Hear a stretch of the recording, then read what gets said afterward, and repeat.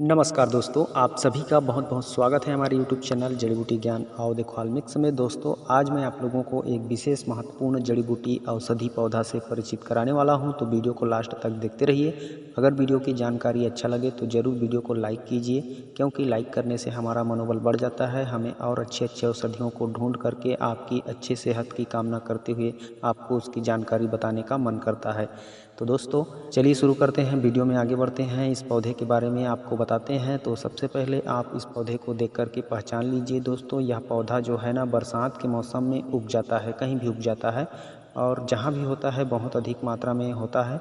इसे आप सड़कों के किनारे, खेत खलिहान के मेड़ में, या फिर आपके घर के कोलाबाड़ी आसपास कहीं भी देख सकते हो। बरसात के मौसम में अगर थोड़ी सी भी ढूंढने की कोशिश करोगे तो यह पौधा आसानी से आपको देखने को मिल जाएगा। दोस्तों, कई लोग इसको देख करके पहचान रहे होंगे। अगर वे लोग पहचान रहे होंगे तो अच्छी बात है। आज इसके औषधीय गुणों को जान लीजिए और इसके औषधि प्रयोग करके आप बहुत सारी समस्या को दूर कर सकते हो। तो बने रहें वीडियो में। तो सबसे पहले मैं आप लोगों को इसका नाम बता देता हूँ। दोस्तों, इस औषधि पौधे का वैसे तो बहुत सारे नाम हैं, लेकिन मैं 2-3 नाम ऐसे बताऊंगा जो आपको अच्छा लगेगा और आप हमेशा इसी नाम से जान करके इसे पहचानते रहोगे। तो सबसे ज़्यादा प्रचलित और जो संस्कृत नाम है वह है द्रोण पुष्पी, यानी इस पौधे को द्रोण पुष्पी कहा जाता है। यह द्रोण पुष्पी संस्कृत नाम है और इसका हिंदी नाम गोया या मोरापाती कहा जाता है।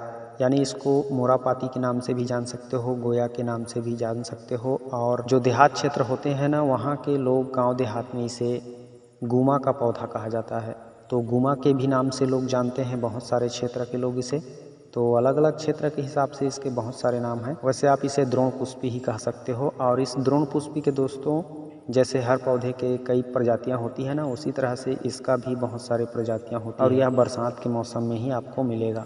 तो उन्हीं प्रजातियों में से यह एक प्रजाति है। ये छोटा प्रजाति का है, ज़्यादा बड़ा नहीं होता है इसका पौधा। और एक और बड़ा प्रजाति का होता है जो बहुत बड़ा होता है, 6-7 फीट का।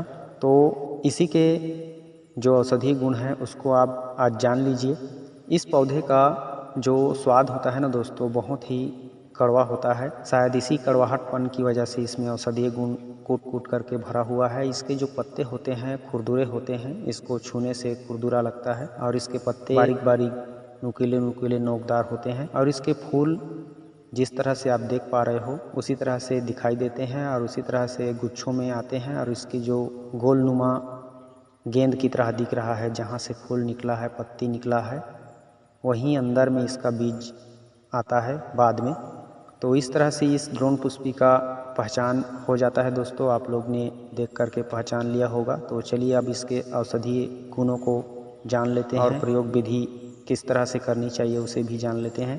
तो यह बहुत सारी समस्याओं को दूर करता है दोस्तों। जैसे आजकल के भाग दौड़ भरी ज़िंदगी में लोगों का खाना पीना टाइम से नहीं हो पाता है या फिर शुद्ध भोजन नहीं मिल पाता है। उसकी वजह से अक्सर लोगों का पेट खराब रहता ही रहता है। किसी को गैस की प्रॉब्लम, किसी को सर दर्द की समस्या, किसी को अम्लपीत की समस्या। तो ऐसे बहुत सारे समस्या होते हैं पेट के खराब होने से। तो इन सभी समस्याओं को दूर करने के लिए आप इसका आसानी से प्रयोग कर सकते हो। उसके लिए आपको करना क्या है, इसके जो पत्ते देख रहे हो ना, इस पत्ते को तोड़ तोड़ करके आप इकट्ठा कर लीजिए। गांव देहात में तो इसे तोड़ करके जब किसी को पेट खराब होता है तो बहुत सारे ऐसे औषधियाँ हैं जिनको साग सब्जी बना करके लोग खाते हैं और उनका पेट ठीक हो जाता है। तो उसी तरह से आप इसके पत्ते को भी तोड़ करके साग सब्जी बना करके खा करके देख सकते हो। कई लोग साग सब्जी बनाकर खाना पसंद नहीं करते हैं कड़वाहट की वजह से। तो आप इस द्रोण पुष्पी के पत्तों को तोड़ करके उसे कूट पीस कर उसका रस निकाल करके उसके रस में 2 चम्मच अदरक का रस मिला करके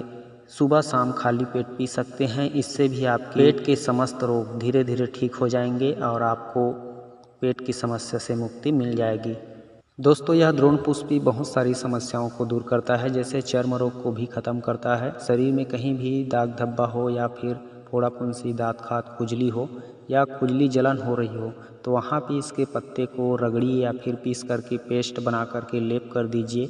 आपका वो समस्या भी खत्म हो जाएगा धीरे धीरे। अगर किसी को घाव हो गया है या फिर बहुत पुराना सड़ा गला घाव है तो इसके पत्ते उबाल करके काढ़ा बना करके उस काढ़े से घाव को धोइए। उसके बाद इसी के पत्तों का पाउडर को शहद में मिला करके लेप करने से घाव बहुत जल्दी भर जाता है। इसके अलावा दोस्तों अगर किसी को जलन हो, सूजन हो तो वहाँ पर भी लेप करके आप जलन और सूजन को मिटा सकते हो। अगर किसी को डायबिटीज़ हो, मधुमेह हो, शुगर हो, आज के ज़माने में बहुत सारे लोगों को मधुमेह की समस्या रहती है, शुगर की समस्या रहती है, तो शुगर की समस्या को दूर करने के लिए या कंट्रोल करने के लिए, स्वस्थ रहने के लिए आप इस द्रोण पुष्पी के पूरे पंचांग को उखाड़ करके उसे कूट पीस करके रस निकाल लीजिए और रस निकालने के बाद उसे सुबह शाम आधे कप की मात्रा में यानी 2-3 चम्मच इसका रस पूरे पंचांग का निकाल के खाली पेट लेने से शुगर कंट्रोल में रहता है और व्यक्ति सामान्य जीवन जीता है। अगर किसी को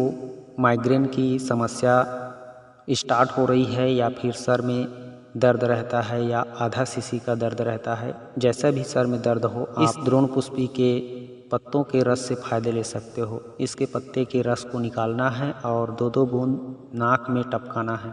इससे सर दर्द की समस्या फौरन 10 मिनट में गायब हो जाएगी। इतना प्रभावशाली है यह द्रोण पुष्पी। दोस्तों इस द्रोण पुष्पी का प्रयोग आप बुखार के लिए भी कर सकते हो। जैसे बुखार हो किसी को तो आप द्रोण पुष्पी और गिलोय दोनों को समान मात्रा में लेकर के काढ़ा बना करके सुबह शाम पिलाने से खाली पेट हर प्रकार के बुखार में लाभ मिलता है।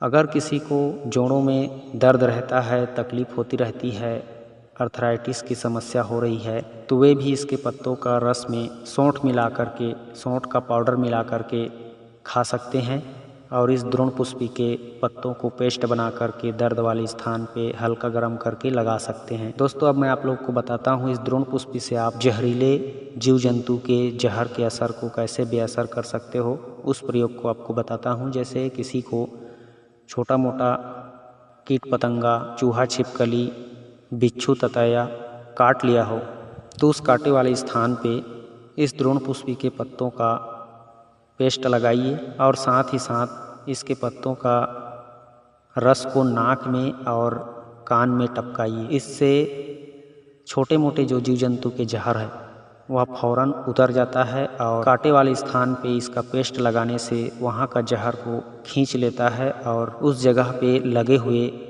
पेस्ट को काला कर देता है, यानी उस पेस्ट में पूरी तरह से जहर अवशोषित होकर के आ जाता है। ऐसा ग्रामीणों ने कई बार करके देखा है और यह आजमाया गया प्रयोग है। अगर किसी को गलती से सर पर भी काट ले तो भी आप इस तरह से प्रयोग कर सकते हो। इसके पत्तों के रस को नाक में 2-2 बूंद टपका सकते हो और कान में टपका सकते हो। हर 5-5 मिनट के बाद टपकाते रहिए और इसके पेस्ट को सांप काटे वाले स्थान पे लगा दीजिए और हॉस्पिटल ले जाइए, क्योंकि यह प्राथमिक उपचार है। आप इस तरह से प्राथमिक उपचार करोगे तो आपकी बहुत सारी सहायता हो सकती है। किसी को जहर की दर्द से बचाने के लिए, उसकी मौत होने से बचाने में बहुत मदद हो सकती है, क्योंकि इस तरह से प्रयोग करने पर उसकी जो बेहोश होने की संभावना जो रहती है वह बहुत कम हो जाती है। मतलब इस द्रोण पुष्पी का दवा पिलाने से, लगाने से व्यक्ति को बेहोश नहीं होने देता और वह हमेशा